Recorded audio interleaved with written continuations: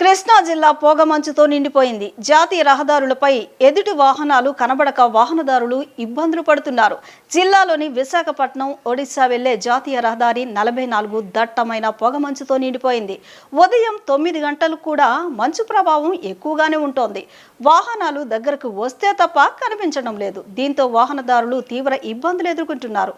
పొగమంచు కారణంగా రోడ్డు ప్రమాదాలు జరిగే అవకాశం ఉందని వాహనదారులు అంటున్నారు. రహదారులపై పొగమంచు అధికంగా ఉండడం వల్ల లైట్ల వెలుతుల్లో ప్రయాణం చేయాల్సి వస్తోందని వాహనదారులు వాపోతున్నారు. పొగమంచు కారణంగా జాతీయ రహదారికి రెండు వైపులా వాహనాలు నిలిచిపోయాయి.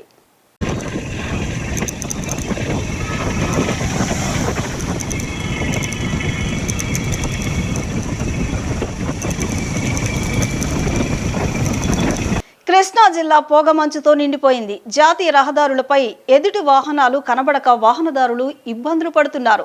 జిల్లాలోని విశాఖపట్నం ఒడిశా వెళ్లే జాతీయ రహదారి 44 దట్టమైన పొగమంచుతో నిండిపోయింది. ఉదయం 9 గంటలకు కూడా మంచు ప్రభావం ఎక్కువగానే ఉంటోంది. వాహనాలు దగ్గరకు వస్తే తప్ప కనిపించడం లేదు. దీంతో వాహనదారులు తీవ్ర ఇబ్బందులు ఎదుర్కొంటున్నారు. పొగమంచు కారణంగా రోడ్డు ప్రమాదాలు జరిగే అవకాశం ఉందని వాహనదారులు అంటున్నారు. రహదారులపై పొగమంచు అధికంగా ఉండడం వల్ల లైట్ల వెలుతుల్లో ప్రయాణం చేయాల్సి వస్తోందని వాహనదారులు వాపోతున్నారు. పొగమంచు కారణంగా జాతీయ రహదారికి రెండు వైపులా వాహనాలు నిలిచిపోయాయి.